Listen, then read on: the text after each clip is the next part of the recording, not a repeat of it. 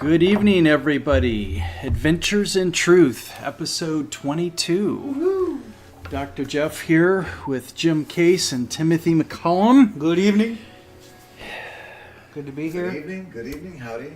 McCallum. McCallum? Yeah. Envelope. It's all good. Tomato. Smythe. So we're doing a continued presentation on truth.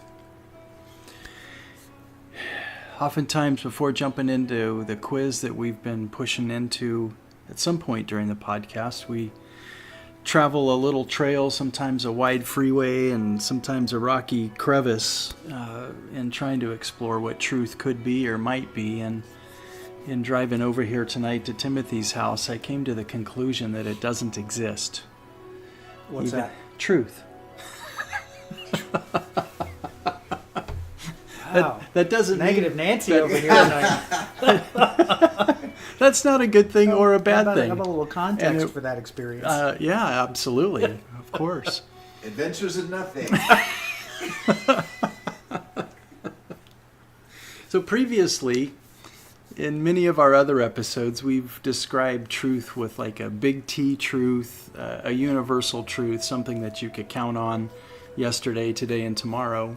And we've tried to, have some musings about what those things might be. We've referenced a couple of times that perhaps evolution, the concept of evolution might be a truth that we can observe that things do evolve. And love, that there seems to be some evidence that I think those were the two things that Bruce Lipton and whatever the other dude's name was that was yakking with him one night when we were... Campbell, yes.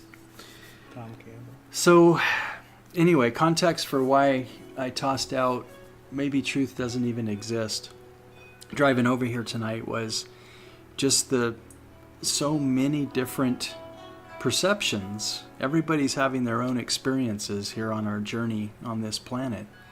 And it seems to me ever more that we are all having what we're calling truth, but I don't really know how often we could even say that we're making an agreement that two people are having a similar experience that they would call a truth, only to maybe a short time later discover that that wasn't true. And that just seems to keep going and going and going. And I just find it interesting that we want to live in a world where there's truth. We want to have some consensus, cohesion. We want to have some postulates and theorems and just things that we could actually rely on. And I kind of wonder what that is. I wonder what that desire or that need is, that I want some stability. I want something that I can camp on, some solid ground, not some sandy soil. So I'll just dive in right here. all right. Jim is on the diving board. He's got some snazzy trunks on, and look, there he goes. There he He's goes. diving in. Whoosh, head first. So, very interesting opening. Thank you. Yeah. I'm liking the what's the word? Rawness. Thank you. Good word. So, this is such an interesting topic. One, it reminded me a couple things. One, it reminded me of something I wanted to bring to this forum because it was a conundrum for me, and that was a friend of mine put on Facebook. He just said, there's 3 types of truth: yours, mine, and reality. Mm-hmm. And I really struggled with that because I thought, okay, I get the yours and mine part, but then who's defining reality? And what's the definition of that? Mm-hmm. Which apparently is somewhere in the middle of yours and mine. But I don't even know if that's real. But to your point, before we even go there, is I was hearing, as you were talking, the very thing that throws everybody off, which is that whole idea of, and I'm putting words in your mouth, so I'm telling you that right now. It's getting full. Yeah. The you complete me idea. Oh, yeah. Is, I'm going to use dirty words. No. Is dog poop. But it's so interesting that when we choose to give away our center or our power in the dynamic of a relationship, whatever that is, then truth is not findable. Because you're not anywhere near it. Mm-hmm. You're somewhere else. You're somewhere outside of your own experience. Because relationships are not meant to complete. They're meant to uplift. They're meant to fill. They're meant to be two completed individuals. We've been trained in the idea that a relationship is two incomplete individuals creating completion. And it's a fallacy. Because whatever you don't bring, you don't get. You know what I mean? It's like if you show up with deficiency, if you're not handling that deficiency, your partner's not going to fill that void. And if they do in your mind, it's for a very short time because you've sublimated your personal expression to their personal expression in some form or fashion. In my viewpoint, you know that there is so much more to the disappointment. There can be disappointment. That's what the word you used. You were disappointed in yourself. Mm. You said, I'm disappointed in myself. And my first thought was, why? You've not been unclear about this for a long time. So why are you choosing disappointment now? Because you did it too long?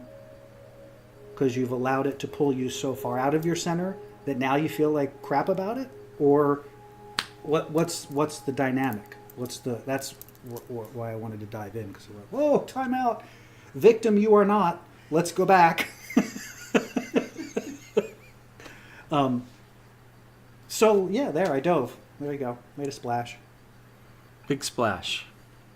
So that's your question. For what it's worth. Did I ask a question? I don't know if I asked a I question. think at the end you were Was asking a I question. aiming for a question? Did I say that before? I didn't remember if I was aiming for a question.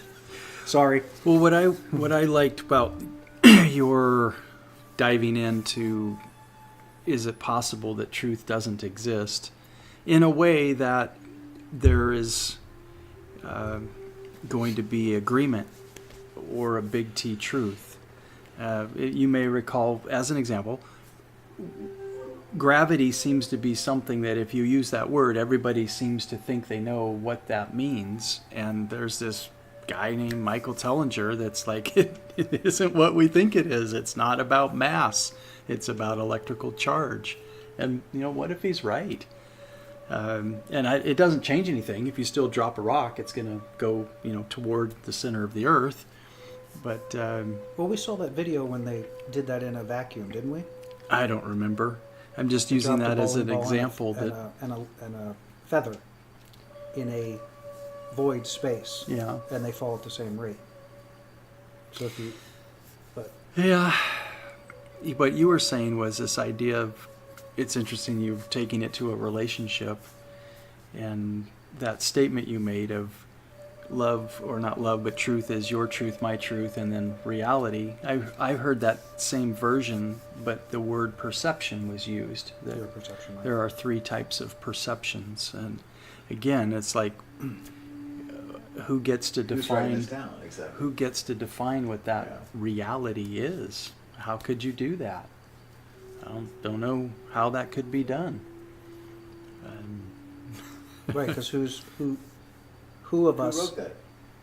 I don't... Yeah. It was a friend of mine that it wasn't... No. It wasn't, I'm saying who wrote the truth. That's what I ask my clients all the time. They're like, well, it should be, it's supposed to be, and I say according to whom? Right. Yeah, Yep. so who wrote that? Where'd you learn that? Yeah. You know, where did they learn it? And I think at that point it gets uncomfortable for most people to peel it back a little bit further. I think that starts to get into existential realms that are very uncomfortable. Mm-hmm. Well, the idea. So, what if that third part doesn't exist? There is no reality truth, because even that changes with quantum physics. Well, it's in some of the stuff that, in most of the stuff actually that I can think of that I've read, or stuff that videos that I've seen, it's always seems to me that there's a qualification of universal truth, which is something that applies to everyone all the time, regardless of circumstance. which has nothing to do with perception. It just is what it is. Like, Let's see if we can define. But like, well, I think for we example, talked about that, love or evolution, evolving, things that evolve, that Yeah. things change. Is it true that the cosmos is expanding from a singularity? How would we know that? Well, that's what a lot of astrophysicists have dedicated their lives to, and that seems to be a general consensus. Right. That- For now, I would say for now we Okay. could say that, but All right. so it's a universal truth for now until it's not. Okay. that's where So was it understanding ever? has evolved So to was it this. ever? If it's for now until it's not, was it ever really a truth? That's what I'm saying. And can you call? Well, but But that's it a really can't be good true point. For now? I mean, yeah, it could be true for now. Could we Small agree? t true, big T true. I mean, you're talking about two different things. 13.7 billion years is a long now, right? That's how long it's Compared been. to what though? When did it all Yeah, start? yeah, I know. And that could just be that much. Again, it's all unknowable. That's what Plato Yeah. keeps going back to. Is Yeah. we're never going to get to a point where it's knowable. Yeah. Where what's knowable? Anything. Oh. Oh, we're in this. Because you have, we're in this you have cesspool to, again. you have to start somewhere with something that you can absolutely know. What does it all mean? So why do we need that? Why do we need to have? So that's what I was proposing. And driving down here tonight, I was thinking, what is it about our compulsion with we have to have agreed knowledge, we have to have agreed perception, we have to have agreed truth? Why? Why? Well, just from a very basic standpoint, it would be true that if we were developing a society, or let's just say we had a village of 150 people, I think that was kind of a magic number for a long, long time on the earth. Unnecessary, unprovoked violence, having some rules against that, probably kept some sense of security, or it had to be, it makes it, not everybody is we're going to be wrestling with these kinds of notions, and I understand that, but it's fair to say that we do better if I did, if I just punched you in the head when you walked in, just because I know it's true that would be damaging to our friendship and damaging to the podcast tonight. You know what I mean? So can I have seems like some things we can know, like there's some niceties, there's some cultural things. Why do we do this was your question. And I think it's because we find easier ways to get along if we have some things that we attempt to define. Why do we? Fine, we can, but that doesn't make it truth. Right. It's just the rule that we came up Yeah. with, a norm that we established. Is it true that water freezes at 32 degrees Fahrenheit? Where? Here on planet Earth? In what conditions? Yeah. There's some conditions that it doesn't. But is it true that under certain conditions it will go from liquid to solid at 32 degrees? Right, with how much salt in it. So it's like, what purity of water, and why would that matter? Does it matter if you're in brackish water close to the ocean, or in the ocean, or 10 miles upstream? So, why do we need agreement? That's the question. Why do we need agreement to? I mean, there's certain. To Timothy's point, I get it. Society, people living together, but in the end, I was thinking about it in terms of this move that's coming up for me. I was telling my friend today, as we were walking on the beach, that it's such a fascinating thing to be so clear about my personal truth that I can observe all the crap that goes on in my mind about this move, and it doesn't change my truth. It doesn't change that I'm going to Colorado. Mm-hmm. It doesn't change that's happening. It doesn't stop me from that happening. And so that's how I know I'm in my truth, because it's unwavering, it never moves, and nothing coming at it changes it. Yeah. Nothing. Like, nothing so far. And it's been pretty intense. It's been some majorly intense brain drain going on about, what if Michael loses his job, and what if you get there and nothing's different, and what if, I mean, it just goes on and on and on and on. And I'm just like, wow, this is really obnoxious. But what constantly brings me back is, does it change what I'm doing? No, not even a little bit. So maybe the reality is that truth is ultimately, it can only be personal, that anything else is agreements. Right. There is no truth outside of the truth that you live or walk or choose. I was thinking of it in terms of, but what about, for instance, those who are completely aligned with our current president? There ain't nothing you can say it's going to change their reality. Don't care how many videos you show them. Don't care how many tapes you show them of the man saying the things that he said. Doesn't matter. There's a reason, there's an excuse, there's a whatever, but their truth is, he's the bomb. He's it. And nothing you could, I mean, it's come to a point for me where it's been actually perplexing, because there's no conversation that can happen that can change that dynamic. Right. And realizing that, okay, so it's not about needing to change that dynamic. What's my truth? Follow my truth, stay in my truth, and walk that, whatever that may be. Everybody's truth, Jeffrey Dahmer had a truth. His truth was, I like boys, I like to cut them up and eat them. That was his truth. Is it good, bad, or indifferent? It was his. It's not something I would do. It's not a truth I can live in, but it's a truth he could live in.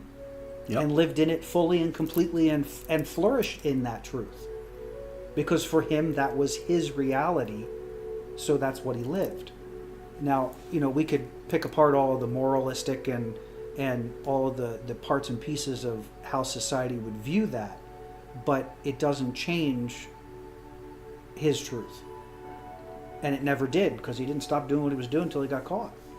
It didn't, you know what I mean? It didn't, and that's true. I mean, there isn't anybody I can think of that the only place that happens, and tying it back to relationship, that's one of those places that gets us the worst, because we get pulled out of our truth and then forget who we are, and that's when the relationship doesn't work anymore.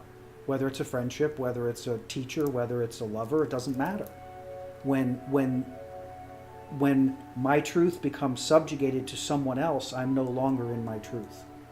Or when I try to dominate, this is something that's come up with this move as well, but something with Michael that's been very important to me is, and I think I've said this before, I don't ever want to see my pain in his eyes, ever. Because that means I've pushed my truth into his space. Right. That is not cool. And this move has been remarkable, because I've also recognized that my truth is this is happening. And my truth is, whether he comes or not, I have to do this. That's not a good place. I mean, not a bad place.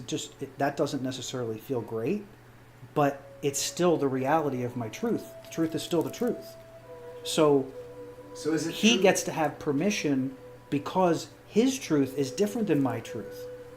So he gets to have as much space as he needs to process that however he needs to, if he's planning to come with me. Does that make sense? Mm-hmm. Is it a truth if it hasn't happened yet? And when does the commitment become if it's just a really solid commitment? Is a commitment truth? That's such an amazing question, because I wrestled with that up until the day I gave notice. I spent 2 months freaking out, because there was absolutely nothing I could do except talk about it. Nothing. I couldn't plan. I couldn't buy anything. I couldn't do anything, because it wasn't enough. It wasn't real enough yet, in the sense that there was things that I could do in this reality to move the ball forward. So the day I gave notice, I walked out of the office and I went, oh my God, I'm moving to Colorado. Holy crap. And I got super excited and I went, finally. Finally I can get because I was able to do something in this reality that now grounded it into this reality. Because at the end of this month, we will have nowhere to live. So the choice is, we're going, right? But that actually isn't true, what you just said. At the end of the month, we will have nowhere to live. If you tested that, that's true. you You're right. would That's get not to the true. end of the month, and there would be some place for I you could to stay at live. my mom's. We could stay at his father. There are plenty of places we could stay. But I use it as an example of that.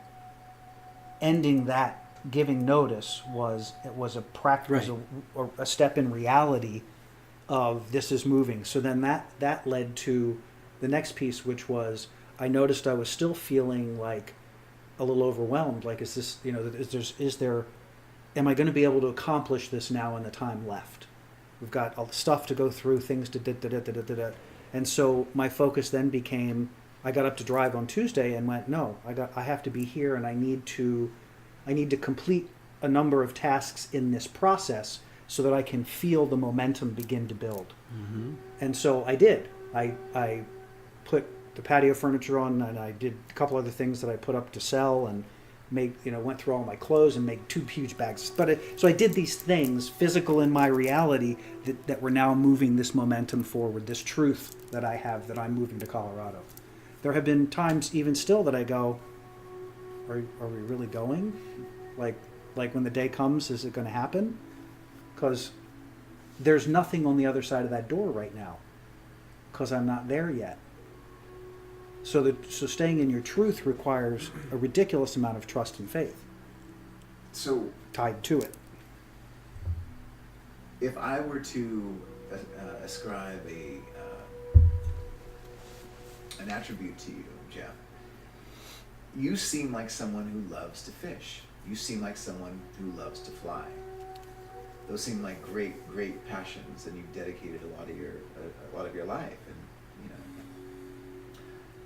is it true that you love to fly? Is it true that you love to fish? Is it true that you love to help people? Is it true that you have a heart for the homeless? Is it true that you dreamt of a sustainable community where you could do all those things? It ebbs and flows. So it would seem like the obvious answer is yes. With regard to the flying, between 1998, when I got off active duty and was no longer flying, 15 years went by before I flew again. Huh. So during that time, if you asked me if I'd love to fly, I'd say I think I'm kind of done with that, right? So these, they change. There's been gaps of time where I didn't fish. It just happens to be what I'm doing now. Those are ways I get to feel alive. And they change. It's true that I like to feel alive. That we could agree on is the truth. Okay. How I do that ebbs and flows and changes. Mm-hmm. Well, I think that answers that takes you to another place about understanding where truth lives, and it's not in the detail. It's not in this physical reality, couch, chair, Timothy, Jeffrey. It's in that space of your truth is, I'm about adventure. Right. Doesn't matter what the adventure is, or maybe it does, but it can take different forms. So we were talking earlier about you used water freezing at a given temperature, and could that be agreed upon as a truth? Well, if you went and did a survey, anybody that's been through 3rd grade would probably agree that that's true, but it wasn't very difficult to say, well, put a little salt in the water, Right. and it's no longer true. So again, there are conditions. So this guy, James Twyman, you've heard me talk about him before. If you put him on a scale, and it was, a number would be on the scale of his weight in pounds, or however you'd measure that. And then he'd go, check this out, guys. He teaches people how to levitate. So somebody that was really into gravity would say, I don't understand how he's doing that, because we just weighed him and nothing changed. We're not in a vacuum. There's no fan sucking him up in the air, blowing him up from the... How is he doing that? So as soon as you enter metaphysics into the equation, everything that we thought was true is no longer true. And that's a simple example. How about people in the medical community? There isn't a doctor I've ever met that is willing to touch the idea of multiple personalities that can manifest different physiological pathologies in one personality that do not exist in another personality. And diabetes is one of the easiest to take a look at. So in one personality, test their blood, diabetes. Another personality, completely gone. How do you explain that? So to me, that's metaphysics, spirit, soul, demons, solar flares, alien abduction. Who knows? Who knows what's having any influence on that? But so there isn't a truth. And how about phantom limb experiences? You know, an amputee is still experiencing hand pain. The hand ain't there, but they're experiencing it right now in this reality as if it truly is. So those are some quick examples I could share of we thought we knew what truth was until you toss something like that into the equation, and then it's not. Or statues that bleed, or stigmata that just appear on people that have symbols. But what does all things. that have to do with truth? Those are just events. Those are circumstances. Those are confluences of different energies for different purposes. Well, it's like but they really have nothing to do with we truth. thought that stones don't bleed, but yet all of a sudden here's blood coming out of a stone, and we have a saying: you can't get blood from a stone. True. But that doesn't make it a truth. It's a truism. Doesn't make it truth. I mean, there's true and false, which is. How do you know that's that there true. was actual blood coming out of a stone? Well, that's my Google point. it. It's not. Google it. Oh, it's gotta Because be true. we'll get our truth It was from in Google. Wikipedia, for crying out loud. Quick. It's on the interweb. It was an hour-long program on Gaia, for crying out loud. How could it not Was be it true? really? No. Okay. It's like the credibility just went up a little bit. My truth meter. So, it sounds like we're talking about multiple things, and they're getting kind of murky because we're taking beliefs and ideas and thoughts and thought processes and concepts And physics. and trying to say that those are truths, and they're not. They're what are those words? They're theoretical. Yeah. They may be more than theoretical. They may be what's the word? Postulation. That word. Postulate. Yeah. So it seems like the place of truth where truth exists is outside of the things that exist outside of the time and space thing, because everything within the time and space thing is all driven on our ability to define it. Right, our perception. And I'm glad you brought up time and space. And our smartest people on the planet say that neither one exists. But we sure talk about them all the time like they do, because it works for our perception.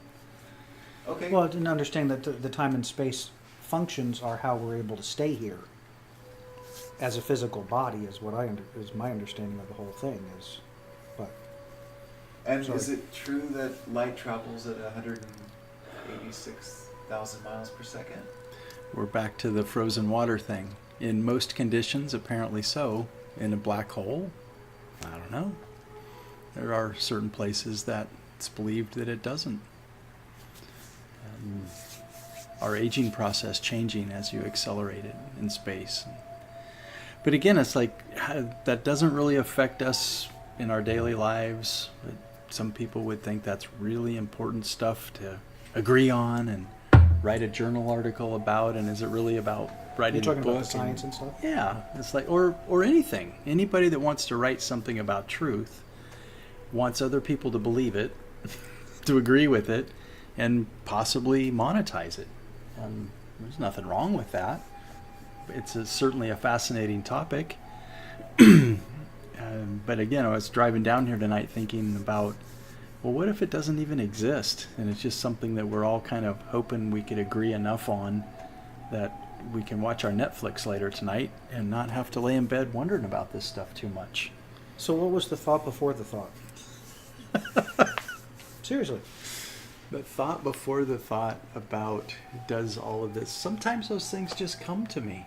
No. They just literally. No. There it No. is. No.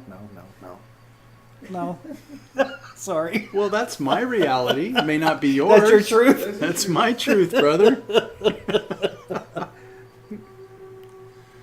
So I could say consciously, sometimes it seems out of nowhere, there's this thing I wasn't thinking about consciously a moment ago. Could have been subconscious, unconscious, or riding on a solar flare.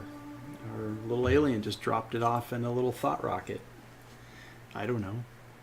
I don't know if I can go back and reach what I was consciously thinking before that thought came. I know it was really close to the windmills on I-5 that used to be Pea Soup Anderson's in Carlsbad. Oh, okay. We'll blame it on Carlsbad. That's what happens when I drive through Carlsbad. Well, one of the because the reason I asked the question is obviously one of the challenges to truth is emotional, our emotional experience. Sure. And like I was saying before about the move thing, there has been a ton of emotional stuff that has shown up around it. But where do you go to find the truth, your truth in it? You know, because you could potentially make the emotional stuff the truth. But the reason for the thought behind it was what was stimulating the apparent lack of what am I trying to say? Well, I could share with you what's been on my mind that probably was a variable or an influencer. What's been on my mind is just this notion within relationship of how one person's truth can be so real and concrete to them and give them such satisfaction and appreciation, and the other person they're in relationship with sees it exactly the opposite, but their opposite is no better or less deserving, qualified. You know, an opinion is an opinion. They're equal.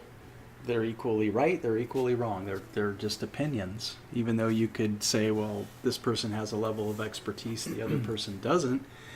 If they are feeling afraid of something, and they want to hang on to that position, like you said, they're going to hang on to that position. So, But that it doesn't position even didn't matter. change your truth, correct? No. Or has It's it? like you were talking about the whole President Trump thing and videos and all that. It doesn't, if somebody really wants to hang on to their perception, it doesn't matter how much truth or apparent truth Clarity or you could propose, they're going to stay in their truth. So then does it really exist? And who's to say all the videos were the truth? Or, Is it true that my I'm not- heart pumps my blood? As far as we know, that is a physical. But again, I think that's too detailed. I don't think that truth applies to that. Personally, I don't think truth applies to that. It has to be broader to me. I mean, my personal truth, your personal truth is going to be driven off your perception and your experiences. If that truth is moving you to expansion or moving you to something greater in your experience, then I would think that that's valuable. If it's not, it's still valuable, because then you're finding out, what do you stand for? What do you believe in? What do you know is your truth? yeah. Most don't define it enough to have a truth. I like, we're sort of like we get brought up in this culture. The one that comes to mind is as a kid, I love Corvettes. That's my truth. Corvettes are it. Mm-hmm. And so they make that a truth in a way that it becomes everything they focus on. So their whole life becomes about Corvettes and everything about Corvettes. And so, then they're in middle age and it's still all about Corvettes. Mm-hmm.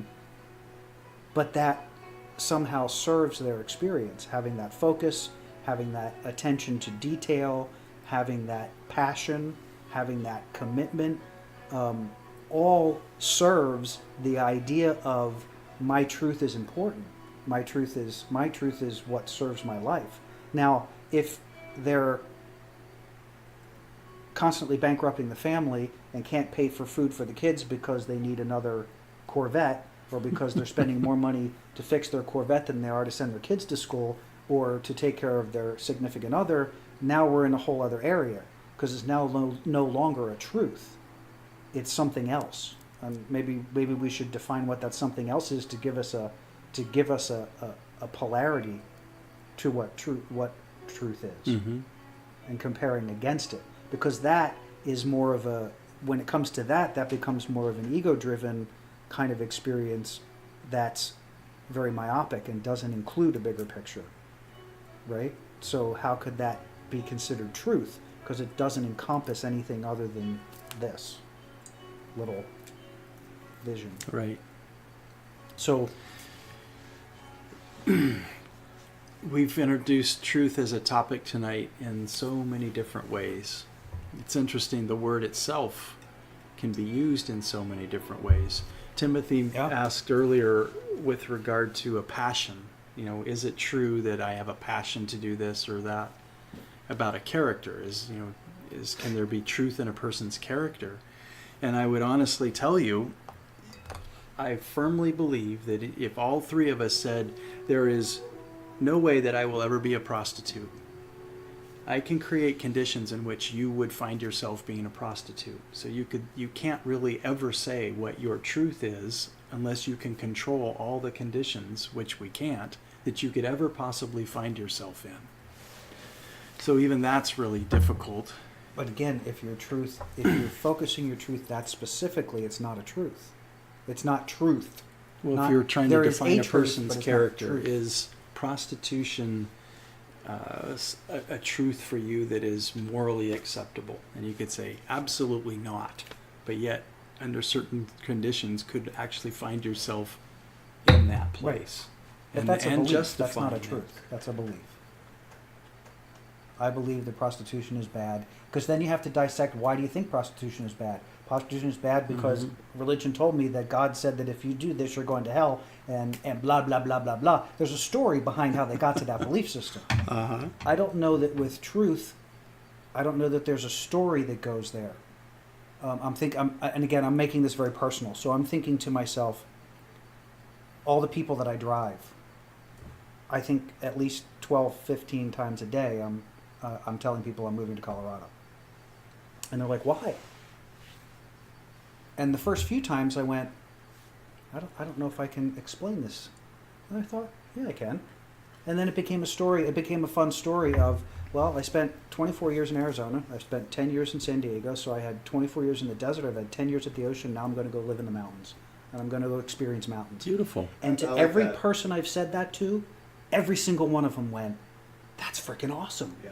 But if I tried to make it something, like, oh, it's... The energy's dead in San Diego. They're like, okay. It's more, the response is more like that some way I feel sometimes when people get too metaphysically, and you go, yeah, that's too much. That's over the top. But keeping it simple and keeping it in that broad spectrum, that's really, for me, that's what it boils down to, is the truth, because I have no idea what's going to happen when I get there. But what I do know is I'm going to be living near the mountains, and I'm going to go play in the mountains, and that feels really good to me. Now, do I want to do more than that? Yeah. But I don't know what that looks like yet. Right. But I keep coming back to this idea that truth, being able to be in truth and staying in truth, requires a faith and trust element that doesn't exist in belief systems. And maybe I'm off on that, but I'm still processing through that one. But would be open to hearing anybody's viewpoint. The question you asked about, does my heart pump my blood? is very much like it does until it doesn't, or it does the vast majority of the time until you find some cardiologist who was doing heart surgery one day on somebody and their heart wasn't doing this any longer, but for whatever reason, the blood still circulated through the person's body. And that's, we'd call it a miracle, because that's the word we use when we can't describe Are we just something else. relishing in some hypothetics, or did Well, I don't that know. You actually asked the happen? question, but I would be willing to say, because I can't prove it, but you also can't disprove it. So that's the fun in this conversation here right now. That of all the heart surgeons that have ever been on the planet, have probably run into a condition that they could not describe how in the world this person is still alive because their heart wasn't working. Right. Is it unusual? Of course. But if there's an exception to what we would say, my heart pumps my blood, then it can't be a truth. It can be a most of the time, as far as we know, until it's not.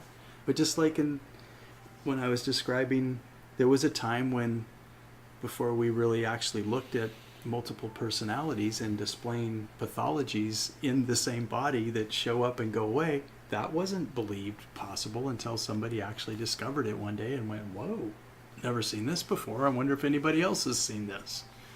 And then they do. And is that the result of their personal belief system and what they're seeing, or is that because it's actually a thing? Yeah, good question. Good question. That whole, what is it? That once you put your attention on something, Changes it? Yeah.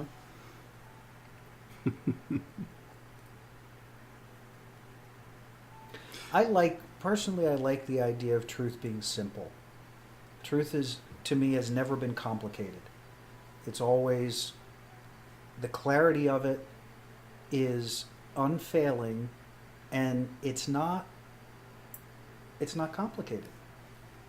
But getting to that is complicated. Mm-hmm. Getting yourself to a point where you can be in that clarity can be complicated, because you have to go through all of the stuff we've talked about, all that mass conscious level first, and you got to get through your own BS on top of it, which is all those belief systems, all the things you're talking about. All of that has to be sifted and sorted in some form to where you can finally stop and go, okay, all of this is going to move, and the colors are going to change, and the wind's going to change, and everything's going to shift, but in the middle of that is me. And my existence right now is a form of truth. It's what shows up. And everything else can change, but when you get to the point where you can recognize that, that's where you find, to me, that's where you find ultimate truth. In that singularity that's not singular. Because the duality that we live is what makes it so complicated. The duality of what is truth versus what's the rest. Mm-hmm. And when you can observe, that's all of the greatest teachers in the world are all about observe the mind, observe the mind, observe the mind. Mm-hmm. Don't participate in the mind, observe the mind. Because when you can observe the mind, you can see that it is not of this. It's a part of, but it is not of this. Right. Therefore, it doesn't have to affect this. So it comes back to the truth of the connection, the truth of that. I am. I like that. I just went full circle with myself. That felt good. Sorry. That was fun.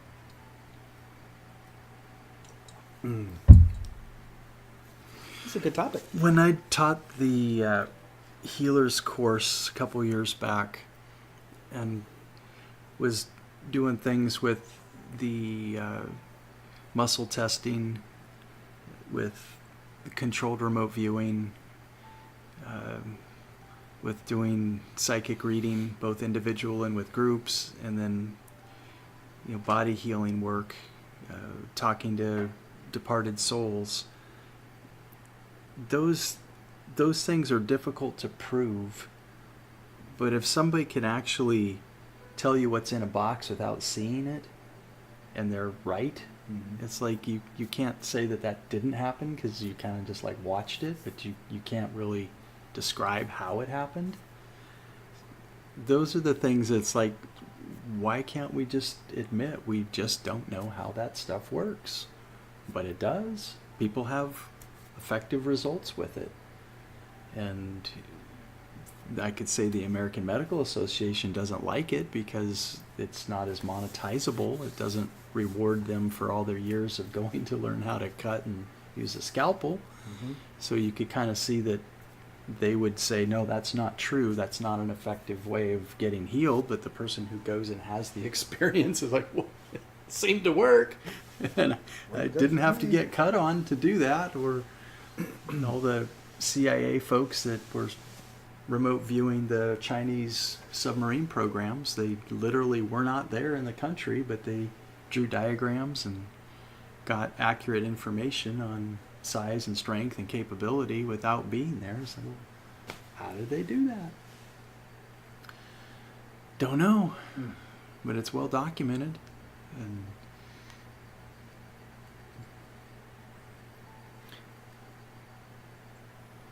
And the end of that sentence is, in relation to truth, what would the truth be about that it happens sometimes, but we don't know how, and we have to be okay with that. The truth of that would be that we are more than we understand. Right.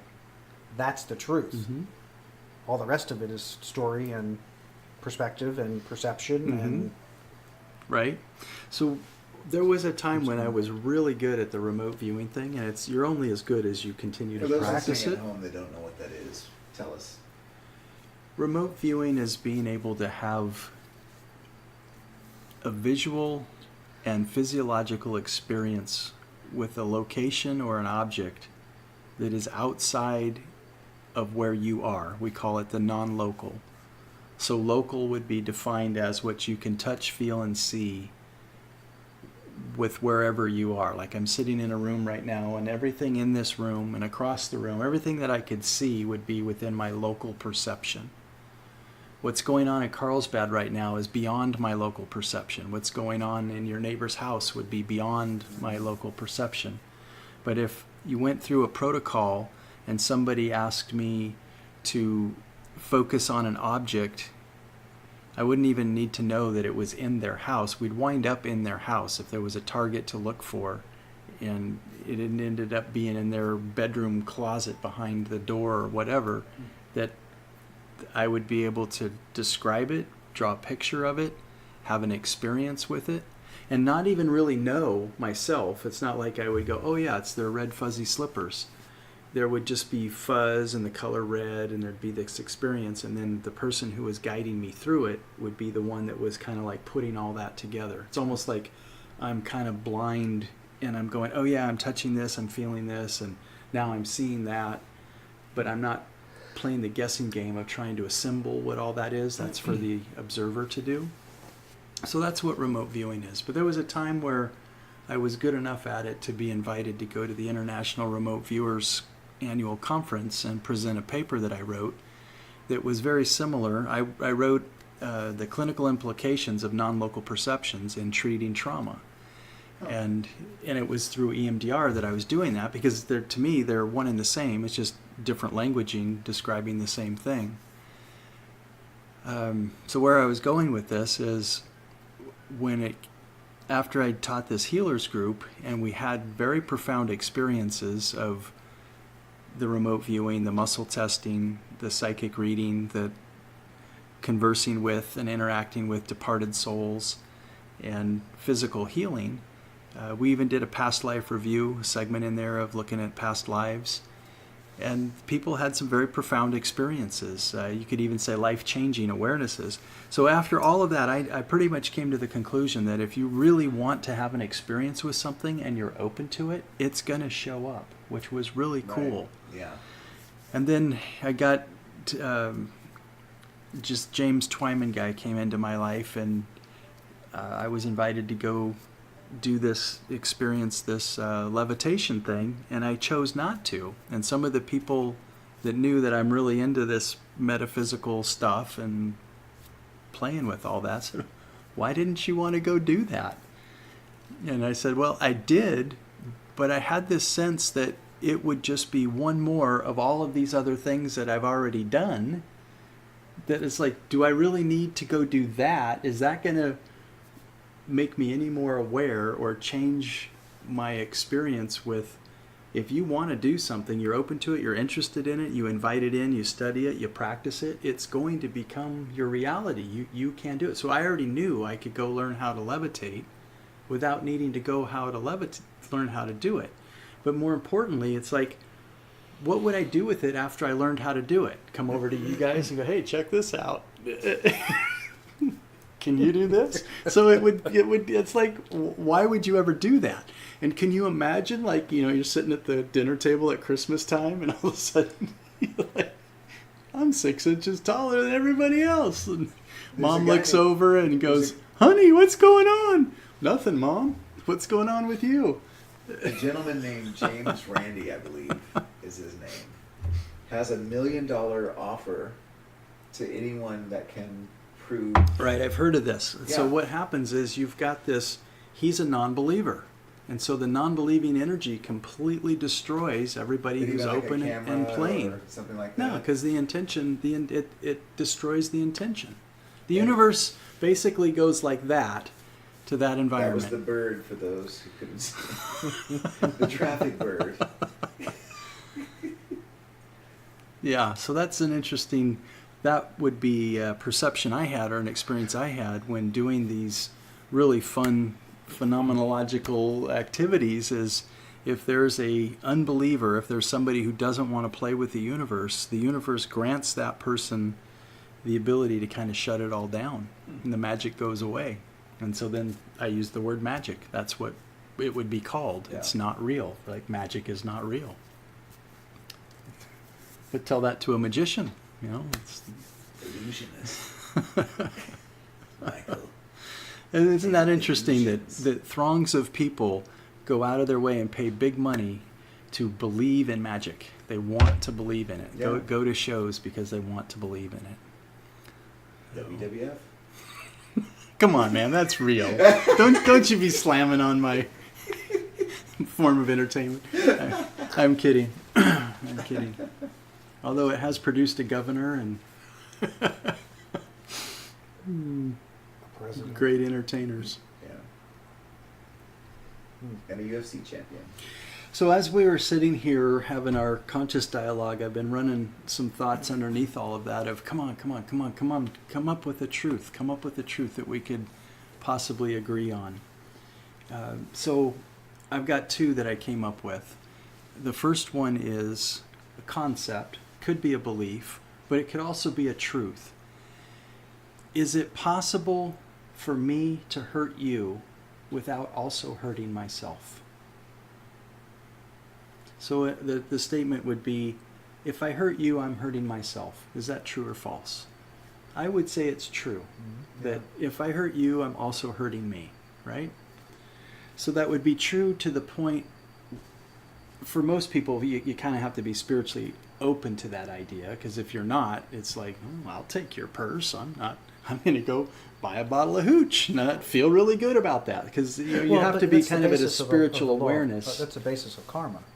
What you're talking about, in a sense, is what goes around comes around in some form. But I'm also talking about it at a conscious level. Like, if I'm mean to you, the hurt that I'm giving to you, I'm also feeling because I'm in that space. Yeah, the energy came from you. Yeah, true. So that might be true for people at a certain level of spiritual awareness, but it also might not be a truism for somebody who is antisocial. And I don't mean that they don't like people. I mean they truly just don't connect with and resonate with other people's needs and desires and wants. So it's sociopathic. Yeah. Yeah.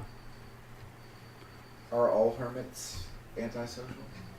Well, you're thinking of it more in terms of they don't like to be around people, where the true definition of antisocial is I really don't care about you at all. Okay. I can actually hurt you and not be bothered by Wow. that. That's not the definition for sociopath. That's a Mhm. definition for They're, antisocial. they're very, a sociopath is antisocial. That's kind of how that whole play goes down there. Okay. Yeah. So a hermit could actually be a completely loving person that just doesn't like people. Nice to meet you. Yeah. But doesn't that come down to energy? Mm-hmm. Sure. I mean, I think that there's a certain amount of that, whether it's for a period or for a lifetime, it could be that that's driven on trying to find one's own center, one's own space, one's own truth, finding that without the interference of other energies. Yeah. And then at some point that has to change and will change. At some point, whether it's in this lifetime or further down, once you come to a point of feeling successfully in your own truth, you have to be able to interact. You have to have things show up to say, can you stay in it? That's when the relationship shows up. That's when the new job shows up. That's when whatever. So is that a truth? Interaction. That these things show up and it has to be that way?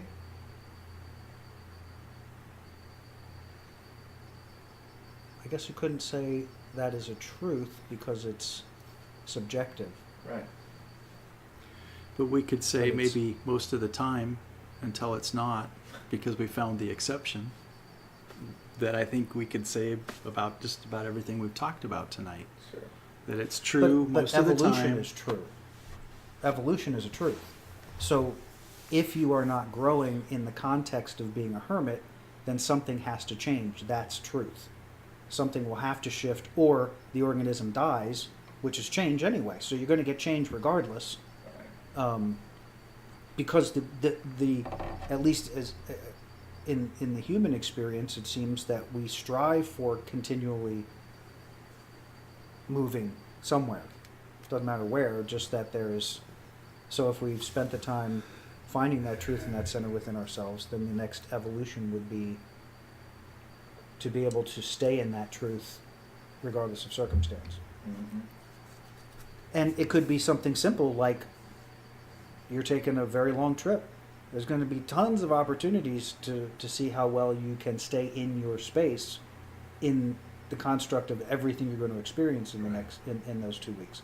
So it can be really good or it could be really not good if you can't sustain your space, that state you've created, Right. you know, or because if we've gone to Colorado, if I can't sustain my state, then when I get there, it may not be as I would want it to be, which is why I continue to file into my truth and to find that place of my clarity, because that's what I want to show up there with. Okay, I'm here. I'm conscious. I'm aware. I'm engaged. What's next? Because now I'm ready to evolve. But that's the whole thing for me that's so important about momentum. I think some of the energetic stuff, like creating momentum, I think there's a truth in energy about how energy works, and that it's not stagnant. So in order for things to move, in order for things to go, you have to generate momentum somehow. Your energy has to move, otherwise it's like icky. It's not a good place to be. I spent a little bit too much time there in the past year prior to making a choice about not wanting to be in that space anymore. Yeah, this isn't it. Another truth, much related to the first one, just maybe a different spin on it, is the statement that I guess was engraved on one of the bells on John F. Kennedy's yacht, and it had the letters WWG1 WGA, and that stands for where we go one, we go all. So anywhere that one person goes with a behavior, a belief system, a practice, that one person is influencing everybody else. Mm.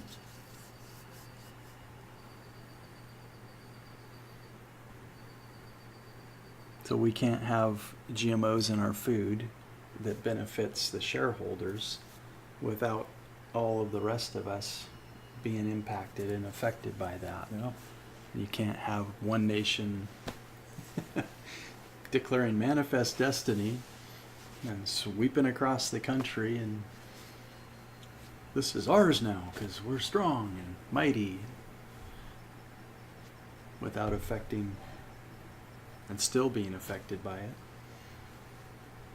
If that was such a cool thing, I wouldn't even be talking about it right now. If it had no impact on any of us, I wouldn't even be talking about it. Well, there's one of the flip side of that is something that gets that's they talk about a lot in law of attraction, particularly with Abraham is this idea that this existence is the leading edge, meaning that we as human beings in this experience are at the forefront of the evolutionary experience, not because we're humans, but because we're manifested in this reality at this time. And to that point, that whenever we bring the idea of writing a book, when you bring a concept into this reality in that way, it impacts everyone, and so, or it impacts the people that are exposed to it. But the idea that what we believe, what we bring into the world has a huge impact, and you see it all the time. And it's interesting to see it now when you look at the current state of our government. That all you have to do is repeat something 4 or 5 times, and it's a thing. Yeah. Like that. Whether it's complete horseshit or not, it's like boom. Yeah. So that aspect is actually showing up pretty powerfully right now, across the board. Yeah. Whether you're on one side or the other side or somewhere in the middle, it's happening for everybody. Is one point. That's the science of memetics. A meme. You heard the term meme? Yeah. What's that? What is memetic? So a meme is to memetics as a gene is to genetics. Yeah. So there are statements, phrases, a thing. That the idea that when you said it's a thing, we kind of know what it's a thing. It's like it's not just an idea or a rumor. You could see it somewhere. You could Google it. It's a song. It's something. But a thing is a meme. Memetics is the study of information and culture based on an analogy with Darwinian evolution. Okay. I'm not sure I follow that. So like Crooked Hillary became a meme. Yes.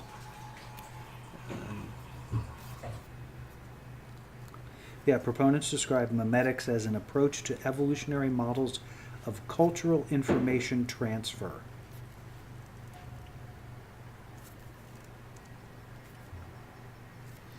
Wow. Yeah, there's a whole science behind that. There's degrees being given in that, and it's fascinating work. It's really it's the core of advertising. It's the madmen, the admin. Memetics sees ideas as a kind of virus.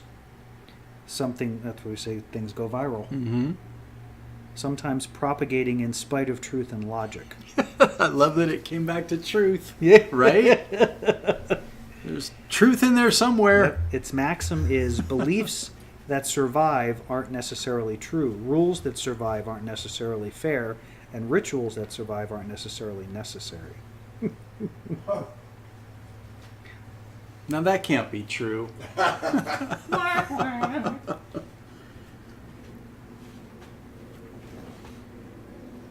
Does a Boy Scout really need to be a boy? Ooh.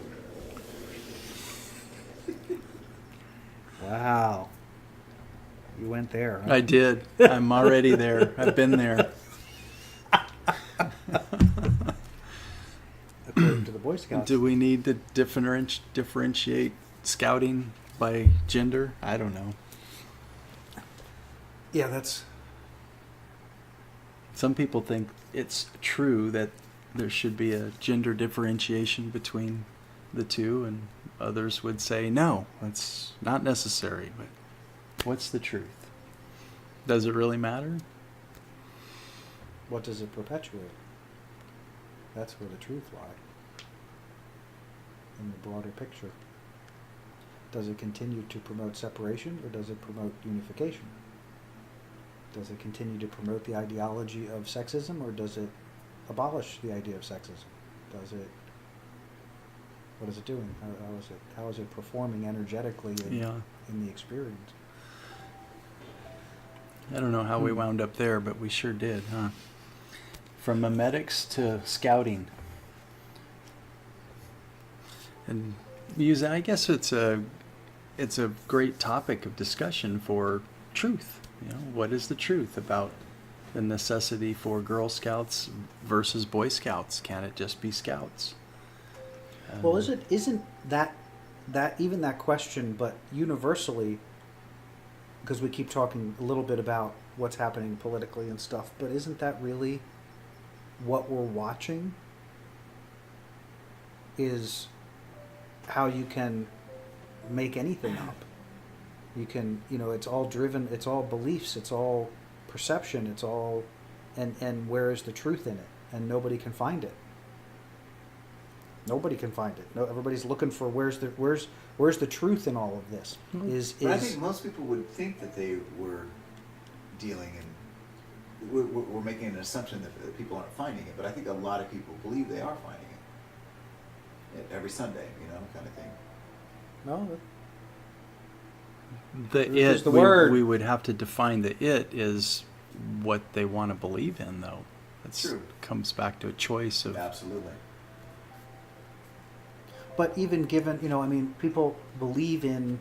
I get a kick out of Bill Maher because he's so irreverent about, all of that. Yeah. All of the religious aspect, and the fairy tale you worship and the comic book you read, Mm-hmm. But I find it fascinating when people can build beliefs on things even when there's obvious contradiction to the truth they're believing in. Sure. Yeah. And to the truth conversation, there's one part of it that you say, well, that's their truth, but it's what drives that's the actual truth. That's why I think people struggle, because they never stop to go, why do I believe that? Why am I willing to suspend what appears to be a pretty clear reality, or these dots don't connect, yet they've been telling me they connect for the whole of my life? Why do I continue to stay in that belief? The truth is what causes that. Yeah. But if you can't go there, then you can't unravel the belief, because you don't know what the truth is that you're carrying that. Because the truth, I think, is ultimately positive and forward moving, I think. I think truth is always something that's direct, that's taking you to a better place. So maybe your actions don't support it in the way that would optimize it, but you're still going to get there from here, one way or the other. That's the thing that amazes me about all of it, is we're all still going to get there from here, wherever there is. And it may not be the way I would do it, or the way you would do it, or the way you would do it, but evolution will occur in some form or fashion. I mean, I've watched it with every human being in my life. You've talked about it all the time with what you've observed of your experience with your own family. Yeah. It may only be this much. It may only be it may only be a little movement, but it's their overriding truth to the things of love or to connection or to whatever it is that enables us to play in that field and just sort of make things up and tell stories until we're willing to stop and go, yeah, but what is driving me to want that? Right. Why do I want to live in an illusion? There's a bigger truth here. Well, because I want to feel connected. I want to feel loved. I want to feel honored. I want to feel there's something more. But I don't believe this is something more yet. I still think something more is over there. But their truth is, the truth of their essence of their being is still the same, I think. That's an interesting thought, actually.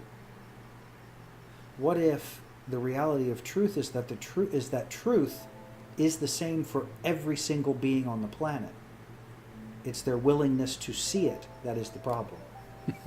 It's their willingness to stop and look at it, to go, what's motivating this behavior? Because if you look at all of the things, or at least in my own experience, whether it was through spirituality or metaphysics or through religion, it's all the same. It's all Right. this place where we kind of go to try to understand ourselves and our relationship to God and the world and life, but we don't take it far enough. Yeah. Until you cross that threshold, that first big threshold where you go, wait, this isn't enough. This isn't it. There's more. Mm-hmm. And then you go, okay, well, what's more? What is that? And that begins the journey. And because it seems like everyone who's been on a path to enlightenment via documentation all arrive at the same place in truth. The truth doesn't vary at that level. Does that make sense? What was the example? Well, any of the masters, any of the stuff that's been written. I mean, Yogananda. I don't know enough into the names, Alibaba or whoever they were, but the teachers, the great teachers Right. who have written books about their experience, they all end up at the same place. They end up at the same truths. Do they? Who do you know that's different? That may be different in slight variation, in maybe a choice of word, but in context, love, clarity, peace, joy. There's a consistency to the outcome. Yeah. Oneness. Oneness. The people that I Polarity. choose to read about, yes, but there are people with very different, dedicated a lot of time who have very fatalistic ideas of our existence, nihilistic approaches. I'm saying it's a little bit of a stretch for me to think that they all arrive at roughly the same spot. I think some of them do, and I think if we're looking at positivity and evolution of our consciousness, then there are those that have arrived in a place that feels good for me to read about or learn about in various ways. But I don't believe that all people that have dedicated themselves to the study of consciousness arrive at the same place. Give me examples of who don't. Who don't arrive at a similar place. It doesn't have to be the exact same place, Right. but who don't arrive at the similar platform. Someone who is in what you were saying, nihilistic Nihilistic. Yeah. isn't on that path. They're on a completely different path. So where they're going isn't in the same direction. Okay. So at least as I understand it, maybe I'm misunderstanding. That's okay. I wanted to be mindful of the idea that people can go a lot of different directions, but it depends on where they. I'm not saying the set out to paths. go. I'm Yeah. not saying the paths are the same. I'm saying the destination. Those people that we have access to that have ascended to whatever greater level of consciousness all arrive at a very similar place. Whether it's Shiva, Buddha, Jesus, it's all the same stuff, just different language or focused. Now, it's hard to say because each of them are also tailored to the religion that they created. Exactly. But the story across the, I mean, and actually I've seen this pretty universally, is that they all sort of arrive at the same place. Mm-hmm. I'm, Yeah. Well, Jim used the word masters, and I don't know that any atheists or nihilists or any of the contrarians that you could name a master. Because we would know them if anyone had reached that level of influence on humanity, that their name would still be recognized centuries later, or even 100 years later, or even right now, if they were on the planet right now. It doesn't mean that what they know or talk about isn't accurate or even true. Just wouldn't put them in the category of a master.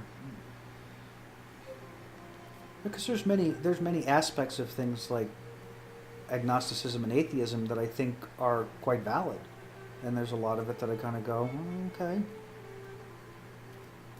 Doesn't move my needle forward, Mm-hmm. but that's not my You path. know what's fascinating to me about, we got into what's the truth. So let's just take the atheist. You put a helmet on them and you stimulate the temporal lobe and they have a Jesus experience. So what is that? It's a pathology, rather. I mean, what is it really? Seriously, I'm not making this up. There's a yellow helmet. You can watch the video, and they're straight up. They I've feel like believed there's this a my presence. whole They life. feel like Yeah. They stimulate the part of the brain where spirituality Yep. occurs, and they hit it with the right EMFs, and off you go. Yep. You have They now know we- God. Yeah. So That's what is awesome. that? Yeah. So is didn't know that atheism was- really just a part of the brain that isn't stimulated and operating at the right frequency? And it's like, what if there are X number percent of people that show up that way, just like blindness? It could be a spiritual blindness, a deafness, if you will.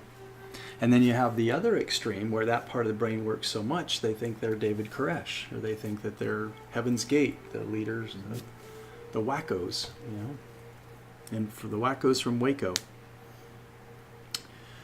So what is that? That goes beyond belief now to where it's literally like eyesight or hearing, where it's a physiological influence that's overshadowing or dampening, if you will, what we would call the metaphysical. But isn't that sort of like the function of believing, or of sort of succumbing to your own hype, in a way? That you tell the story enough times, you're swimming in your own soup. Right, but you can't So- tell a blind man you really can see. At least, well, man, there may be an exception to that, so I shouldn't say you can't. But you know what I'm talking about. There would be a standard of normal, Yeah. and if you have that part of your brains all working in that normal range, you'll probably have this kind of an experience. So what did you get from that data about the brain being stimulated and people having a spiritual experience? What did that tell you? What did you get out of that? That it's a combination of both a healthy enough functioning brain. It's like a radio. Does it tune into the signal or not? Right. You can slap it upside the radio a few times, and if you're Fonzie from Happy Days and you smack it enough in the right place, you can get it to work again. Because he had some juju or whatever the Fonzie had, right? Well, but if you take that from a broader perspective and you think about, okay, someone who has developed the belief system of atheism, that's a developed belief system over time based on experience and perception. There you go, experience. And- atheism is not a belief system. It's just the opposite. It's the still absence. It's the absence of Yeah, it's a belief that doesn't believe in. The belief is I don't believe in. I mean, it's still perception and experience that drives. It's still. If it's not a belief, then what is it? It's like if you were if you didn't collect stamps, it would be like me labeling you a non-stamp collector. You're not a non-football player because you don't play football. We don't usually use those kinds of terms. It's beginning with the presupposition that we all have to believe in something, and people just happen to believe that there's not enough evidence for God, kind of thing. It's not the atheists that I know, the agnostics that I know aren't going around trying to convert people. They just have done their own deconversion, and then they've done their own study, and with that study has come A belief. an understanding that Belief.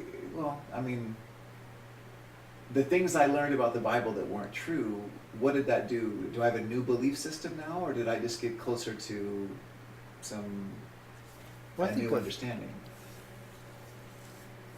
But doesn't would, understanding lead to? I mean, ultimately, you would want to be. I think the idea is to not be attached to any belief, right. but you got to go through them to get there. So what does an atheist believe? What you just said. That there's not enough evidence for God? Yeah, Okay. that's a belief. Just like I believe there's Don't they plenty of also evidence for believe God. that it's one and done? Yeah, typically. We're here, and Or is that we're agnostic? not, I can't and remember there's which one nothing does else. what. I don't remember. Between agnostic is It's there is no God, and A- a- atheist is I don't know. Agnosticism is more about they're pretty interchangeable if you really get it right down to it. But the agnostic is a little kinder. It's a little bit more like, hey, I don't really know what the truth is. There's not really enough evidence, so I'm not going to hang my hat on anything. Mhm. But I'm open. I think atheists, the way I was taught about atheists is that they were, that they boiled babies and they were just really awful people. But the way I hear Richard Dawkins speak about his atheism is that as a scientist, he looks at data, he looks at perception, and if there is a beautiful garden that we're observing, why can't we just enjoy the garden? Why do we need to put a fairy at the bottom of it? Why can't we just be mystified by natural law, kind of thing? So what Dawkins says is that in his, let's say on a scale of 1 to 7 of him believing or not believing in a God, he is at a 6 in not believing. He says that he'll always keep one channel open to new information, and maybe that information might sway him into understanding something differently. Mm-hmm. And so, even as an atheist, he's open to new information. But so anyway, I would do a little pushback on the idea that atheism is a belief system. How could it not be? How could it be anything but? How does it exist outside of the idea of belief? Because you cannot have it unless you believe something inherent in its philosophy. It's a philosophy. Is it? What what would you call it? I don't know. I don't think you really have to quantify the absence of something. But it's not the absence of something. If it was the absence of something, it wouldn't need definition. But we're in a society that needs to You don't have to label define something. non-football players. Right. Exactly. They're soccer players. Or maybe they're not playing anything. Or they're not playing They're not anything. playing But their anything. definition is not non-football. They're Catholic, or they're atheist, or they're agnostic, or they're soccer players, or they're baseball players, or they're football players. Or they play any of the above.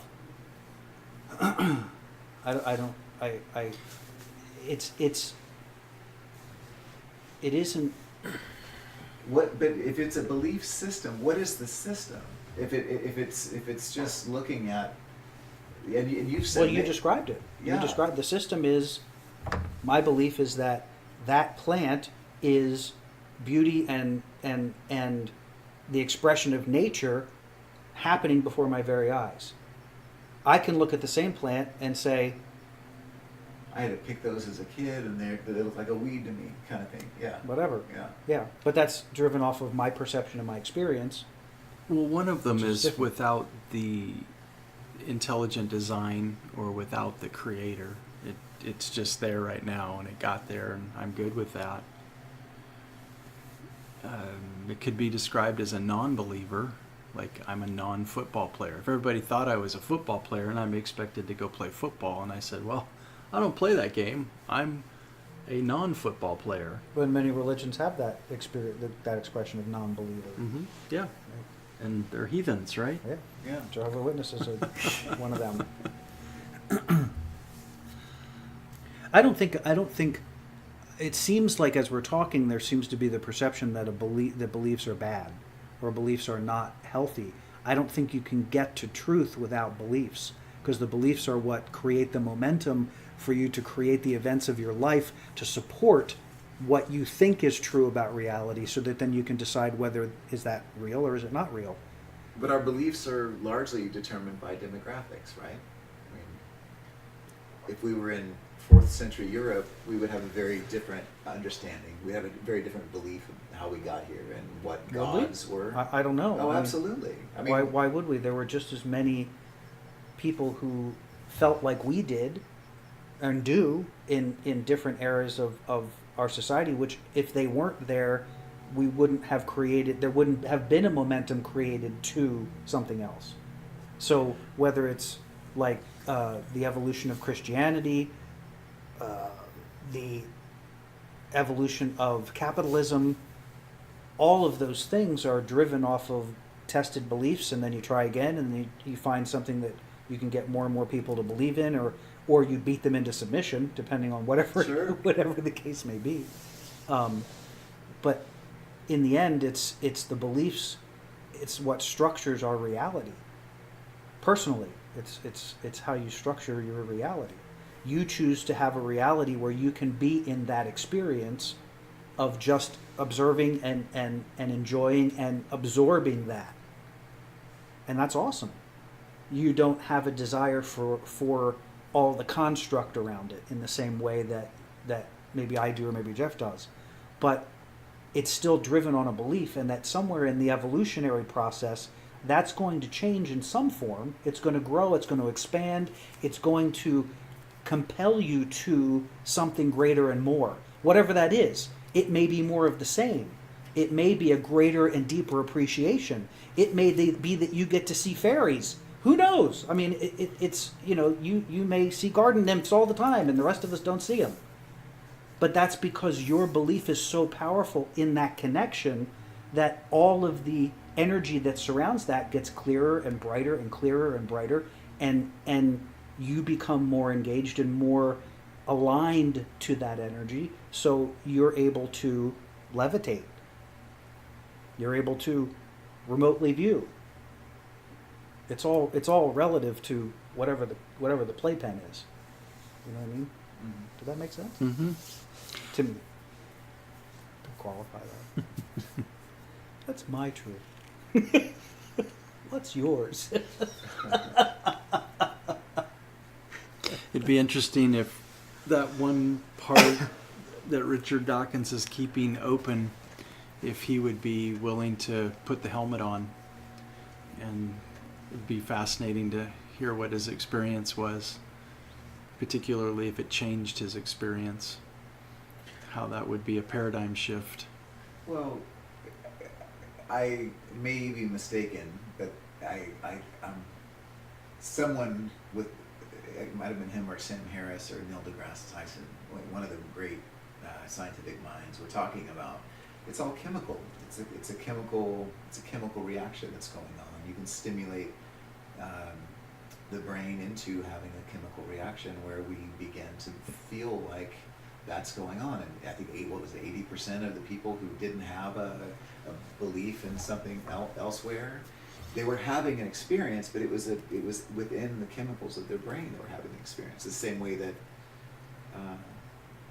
we could argue, like if we took some LSD or some other really powerful psychotropic, are we just seeing what's evolving in around us? Are we actually seeing more of our reality, or what we can't see in our surroundings, or are we just having a lot of clicks and buzzes and colors and electrical impulses that are creating these in our visual cortex? Are we having these things there, or are we just picking up on things outside? Well, from my own personal experience, particularly with when I went to Peru and did ayahuasca, there were 22 or 23 of us in the room, and no two people had the same experience.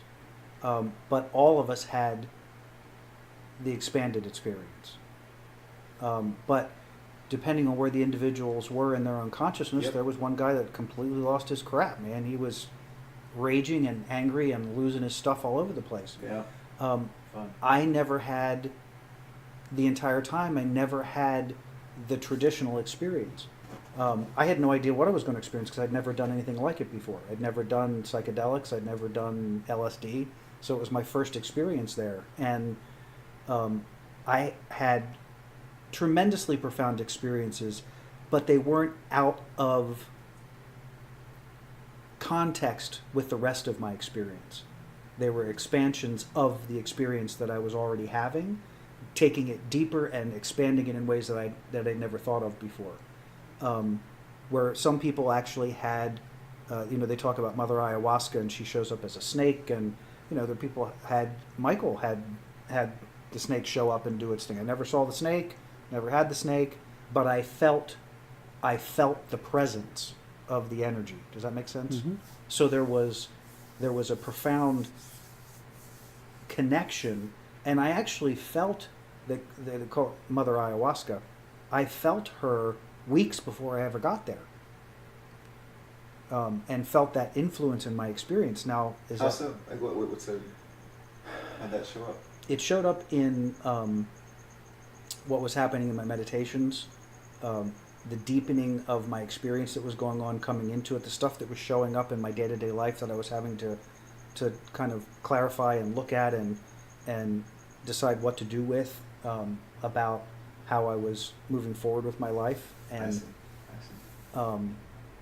and it was extraordinary. There were some very powerful, deeply emotional experiences that happened before I ever took the medicine, and then taking the medicine was, I didn't have a God moment like they talk, like feeling all that universal love just enfold me. But I think that's because I had already tapped into that experience. So my experience was all about what I experienced, which was that Kundalini experience and the expansion of my energy and tapping into the theme for me was the cycle of life and death, and going through that process and seeing and experiencing the unity of all of our energy. And you felt that prior to the experience? Not to the degree that I experienced it there. But you felt some promptings. Oh, absolutely. That speak. Yeah. But I think that's true of because I think that has been my experience my whole life, is that the power of intention. Yeah, anytime I signed up for a seminar, it started the day I signed up. Yeah. Anytime it's the same thing with that was. I wanted to just touch on this real quick, but on the website American Atheists, atheism is one thing, a lack of belief in gods. Atheism is not an affirmative belief that there is no God, nor does it answer any other question about what a person believes. It is simply a rejection of the assertion that there are gods. Atheism is too often defined incorrectly as a belief system. To be clear, atheism is not a disbelief in gods or a denial of gods. It is a lack of a belief in gods. It's not a belief system, I guess. I want you to understand. I know there's a lot of. But the end of the sentence was, "That's what I believe." The end of the sentence is, that as soon as you finish reading that, it's like, okay, so you're trying to pretend there's no belief in belief. So when you guys deconverted from your original spiritual indoctrination, religion? Yeah, Mm-hmm. What did you call that uncoupling of whatever that was? What was that? I mean, do you guys believe in Honestly? Zeus or Hanuman or you guys are atheists about? We are all atheists about other people's gods and gods we don't know, essentially, right? No. So you believe in Zeus? Like, do you have a personal relationship with Zeus or Muhammad or? Don't know that they were ever real. They're mythological. Precisely. But that's a belief. Right. That's my point. It's a belief. But you don't, right. I could choose to believe in them if I wanted to. If I wanted to But is it a understand belief what they system are. that you don't believe in then? I guess is what I want you to play with. Is Is it a belief system that you don't play with what was expected of Muhammad or Zeus or Hanuman? But that was never part of my experience. Right, exactly. It really has no relativity to my experience. Exactly. But God does, and God does for you. You've had plenty of experience of God in the church and out of the church, and you're choosing to believe that how you perceive that is this way. I choose to believe how I perceive it is this way. There's nothing wrong with it. It's not a bad thing. It's what sets the context for your reality. If you didn't have that, you couldn't do what you do with the connection that you have, because it's what sources your connection. At some point, that will evolve and does evolve and continues to evolve. And it's no different than somebody who converts, somebody who goes from, I've known people who went from being metaphysical to being devout Christians. I'm like, how did you go there? You went backwards. But for them, it wasn't. This was too much. This was too whatever. They needed something more structured. They needed more, I need walls, I need boxes, I need definitions, I need Jesus. I need Jesus. Save me. Somebody else to do the thinking. Someone else is essentially what it is. I don't want to be responsible for critical thinking. Yeah, and I don't want you to think in any way that I'm ascribing what the belief is. Don't care. Has no relativity to anything. It's just, but it is your belief in the context of your life experience, just like my belief is in the context of my life experience. My belief is non-belief. In the But non-belief? That's interesting. I love the definition because it goes out of its way to try to pretend it's not a belief by saying we're not believing in anything. That doesn't make any sense. You have to believe, otherwise you're not here. You believe there's magic in that plant. I call that God. You don't. Okay, right on. Your belief is, I'm suspending that because I don't know that there's a God. Okay. Or I could just there's God. That could be enough for me. I don't have to dabble in the supernatural to get to. But you already are. How? How many people do you know that can see what you can see in plants? That's not natural. It's natural to you, but it's not natural to the rest of the planet. There are some people who have that affinity, but your connection to it, to me, just like I'm going to take it away out of context from you. So, give me a second here.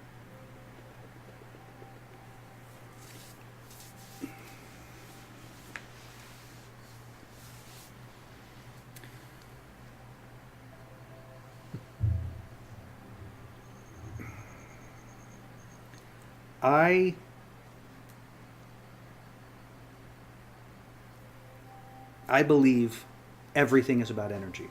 Everything. There's nothing in this planet that has anything to do with anything but energy.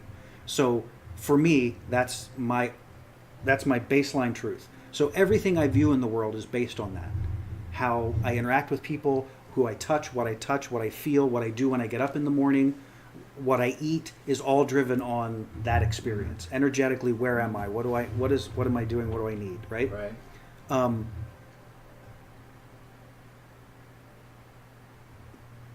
I could say that that's just that's my being. My being is all about energy. But the truth of the matter is not everybody ascribes or believes or understands it the way I do. So in my structure, it's my belief and my truth. The cool thing about it is that there are very few places that you can challenge my truth and have it go off somewhere else. Like you can't come at me with, it's not about energy. You can't support it, you can't prove it, you can't anymore. But I think I can demonstrate that it's about energy.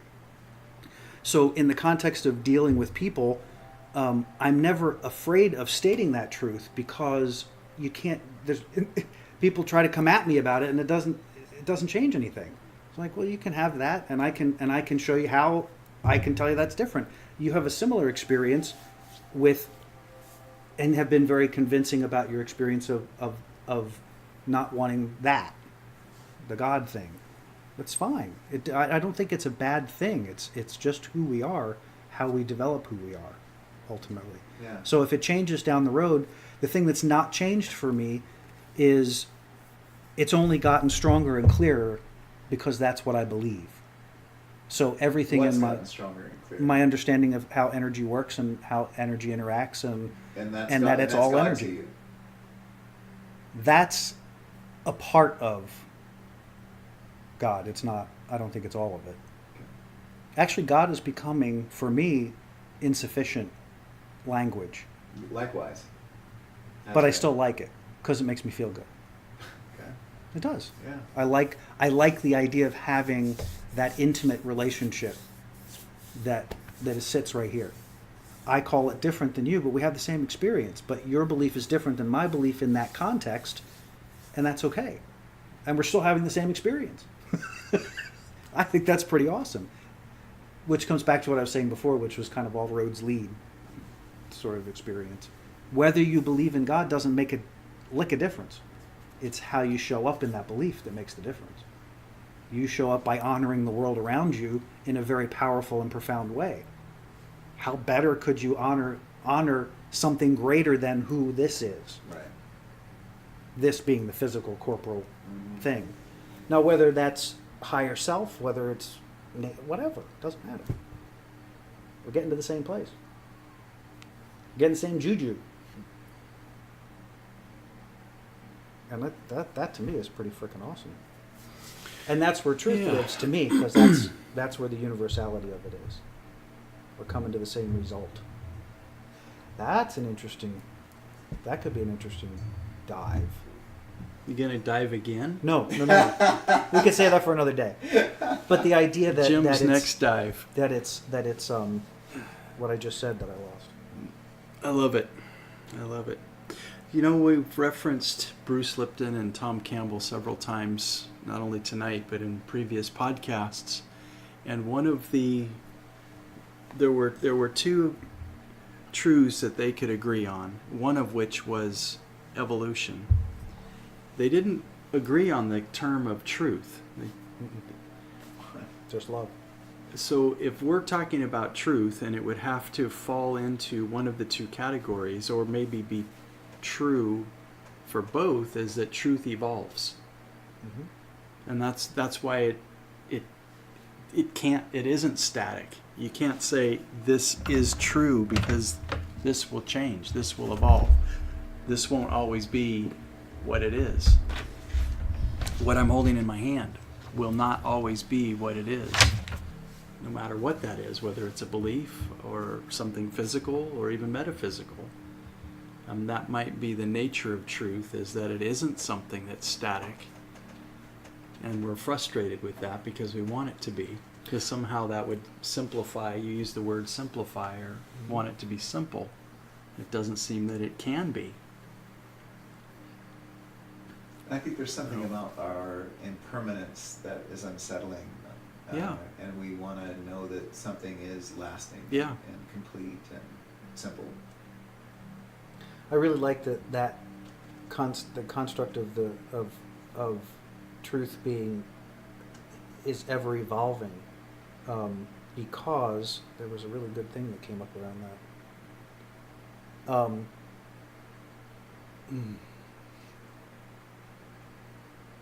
Did it again. It'll come back.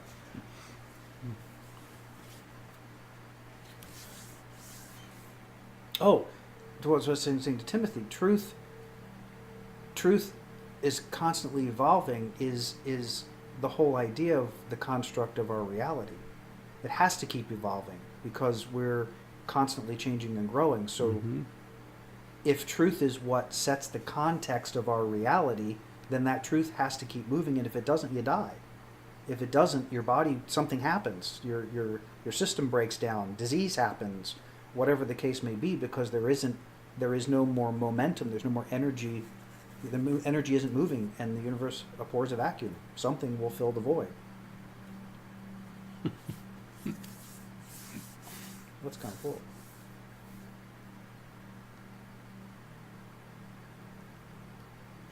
Spoon bending was another fun little activity that I got to play with. And I still have the spoons. They're all curled up, and it's like, I can't tell you how that happened, but I did it a bunch of times. I watched my, at the time, 10-year-old son do it. I watched my wife do it, so this wasn't about strength. And they resonated and they heated up because we asked them to. And I was bold and daring enough to try it, to lead another group on my own in the healers group. So I first did it at the Remote Viewers Conference under the direction of somebody who had done it many times before and had the confidence and the brave, was just brave enough to say, we're going to do this, and we invite, the universe loves to play, and we're going to ask it to show up and play with us, and we're going to expect these utensils to be what they're not, to give us an experience of something that you just can't say why and how this is happening, to be able to take with a finger and just very slightly. And some people could do it, it wasn't a matter of I'm going to do it completely with my mind, although I believe if you really practiced that, you could do the complete mind over matter without any physical influence.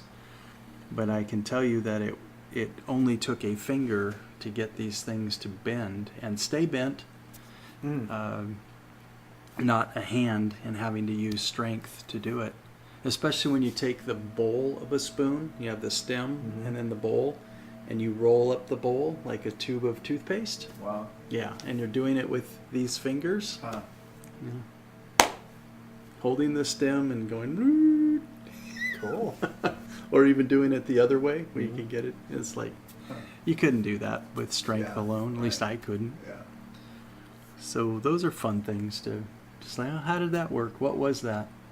And when I did it with the healers group, there were maybe 20 of us. 15 had the experience.